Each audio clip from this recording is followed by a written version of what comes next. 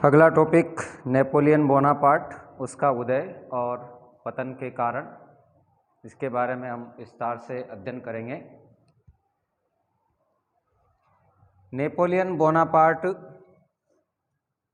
France की क्रांति के बाद इसका संक्षिप्त परिचय नेपोलियन बोनापार्ट का। नेपोलियन बोनापार्ट, इसका जन्म इसका जो है ये 15 अगस्त 1769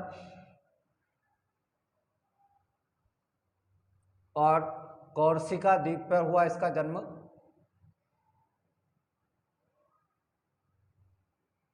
(1769) में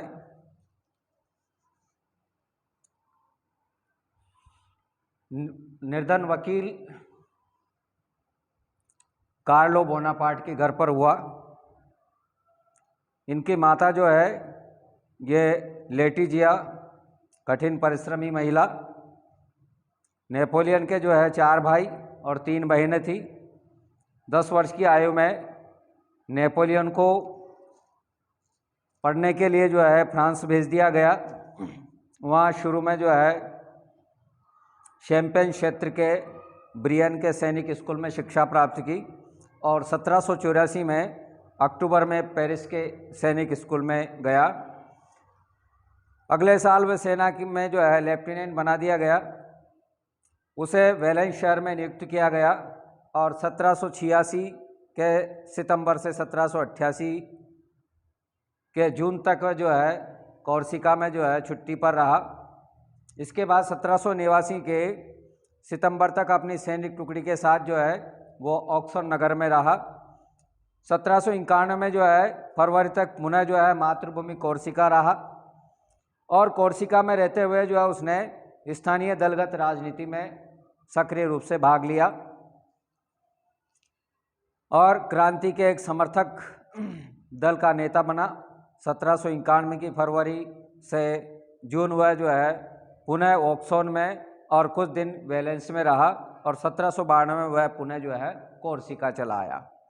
1793 में जो है 16 सितंबर को उसने ये तूलों के घेरे के समय जो है सेना की एक टुकड़ी का नेतृत्व किया था और इन दिनों जो है ये तूलो नगर में जो है प्रतिक्रियावादी जो है वो उपद्रव कर रहे थे। राष्ट्रीय महासभा के अधिवेशन भी जो है इसी नगर में हो रहा था और उत्तेजित भीड़ ने जो है महासभा के सभा स्थल को घेर लिया।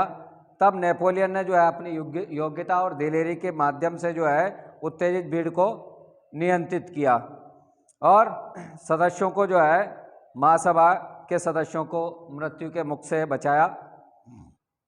इससे जो है रोबेसियर जो है काफ़ी प्रसन्न हुआ और 1794 में जो है अप्रैल में जो है आर्टिलरी का जनरल जो है उसको बना दिया गया नेपोलियन को। और रोबेस्पियर के पतन के बाद जो है उसे गिरफ्तार कर लिया गया और 20 अगस्त को जो है उसे छोड़ा गया, पुनः जो है पुराने पद पर नियुक्त किया गया। 1795 में जो है मई मास में जो है उसे बैंडी के अभियान पर जाने का आदेश दिया गया, लेकिन वह नहीं गया और पेरिस में ही जमा रहा। इस वर्ष जो है कन्वेंशन भंग हो जाने के बाद जो है जिन 5 सदस्यों का संचालक मंडल, जिसको डायरेक्टरी बोलते हैं, बना था, उनसे जो है नेपोलियन ने अच्छी मित्रता कर ली और इसी वर्ष जो है 5 अक्टूबर को राजतंत्र के समर्थकों का विद्रोह खड़ा हुआ और विद्रोह को दबाने में नेपोलियन ने अपनी असली योग्यता का परिचय दिया। इसके परिणाम स्वरूप जो है आंतरिक सेना की कमान उसको मिल गई और सेनापति बरास के माध्यम से जो है उसे ये जोसेफाइन बोहार्नेस जैसी पत्नी मिली उसको और नेपोलियन की उन्नति में जो है उसकी पत्नी का काफ़ी योगदान रहा। वह प्रभावशाली महिला थी और सरकारी पदों पर काम करने वाले बहुत से लोग जो है उसके मित्र और शुभचिंतक थे। नेपोलियन की योग्यता से प्रभावित होकर के युद्ध मंत्री ये कानो ने जो है उसे इटली अभियान का प्रधान सेनापति बना दिया। इसके बाद इटली अभियान शुरू हुआ नेपोलियन के नेतृत्व में। इटली अभियान इस समय जो है फ्रांस में स्थिति काफ़ी सुधर गई थी और हॉलैंड को जीत करके फ्रांस ने जो है वहाँ एक गणतंत्र स्थापित किया था। बेल्जियम और राइन नदी के किनारे जो है कि सभी जर्मन राज्यों को भी फ्रांस ने जीत लिया। प्रशा, स्पेन, टस्कनी ये युद्ध से हट गए। अब केवल जो है इंग्लैंड और ऑस्ट्रिया जो है वो क्रांतिकारी फ्रांस के विरुद्ध युद्ध जारी रखे हुए थे। इटली के बहुत से क्षेत्र वो ऑस्ट्रिया के अधिकार में थे और इटली का पोप भी जो है क्रांति का जबरदस्त शत्रु था। उसी के इशारे पर फ्रांस में जो है कई धार्मिक उपद्रव भड़के और फ्रांस के लिए जो है इटली पर आक्रमण करना वो स्वाभाविक हो गया था। बोनापार्ट का इटली अभियान यह सैनिक विश्व की दृष्टि से जो है युद्ध कला का एक अपने ढंग का एक अनूठा उदाहरण है और श्रेष्ठतम कोटि का जो है रणकौशल उसने दिखाया। नेपोलियन को जो है सार्डिनिया और ऑस्ट्रिया की संयुक्त सेनाओं का मुकाबला करना पड़ा और जिनकी संख्या जो है उसके सैनिकों से जो है लगभग दुगनी थी।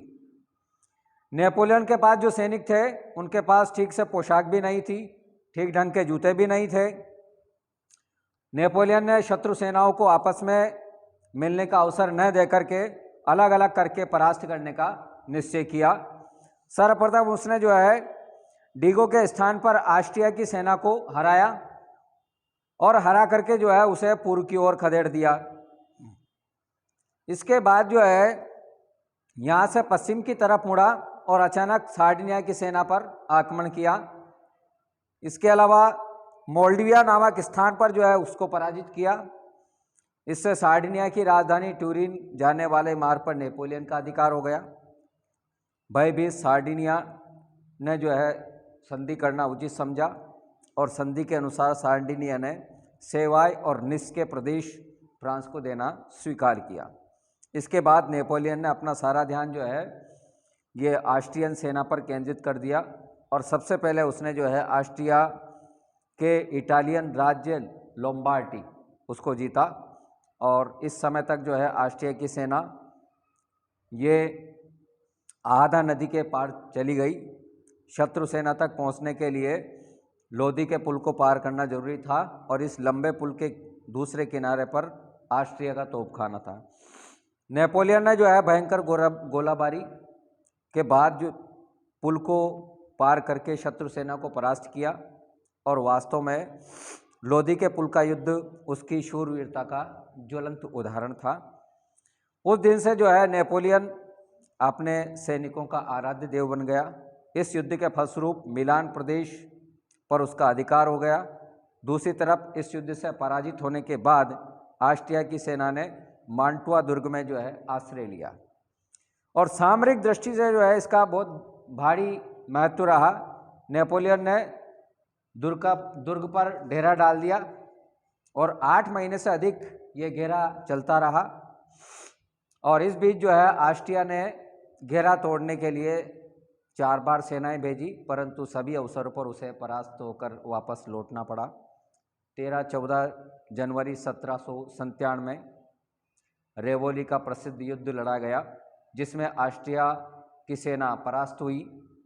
मांटुआ ने आत्मसमर्पण कर दिया। इसके बाद नेपोलियन ऑस्ट्रिया की सेना को खदेड़ता हुआ लियोबेन नगर तक जा पहुंचा। यह नगर ऑस्ट्रिया की राजधानी वियना से केवल 100 मील दूर था। अतः ऑस्ट्रिया को जो है वो संधि करने को विवश होना पड़ा और 18 अप्रैल 1797 को लियोबेन की विराम संधि हो गई। इस अभियान के समय नेपोलियन ने डायरेक्टली से पूछे बिना ही लड़ाई की और संधि की राज्यों का निर्माण किया। संधि भी कर ली, राज्यों का निर्माण भी कर लिया बगैर डायरेक्टली से पूछे।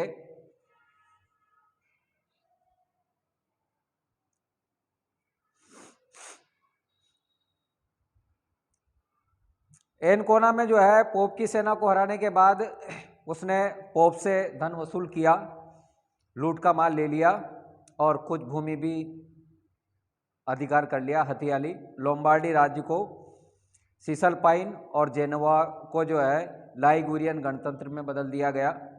दोनों को फ्रांसीसी ढंग से संविधान दिया गया और पेरिस के आदेश की अवहेलना करते हुए उसने जो है नियापोलिटन अभियान में भाग नहीं लिया।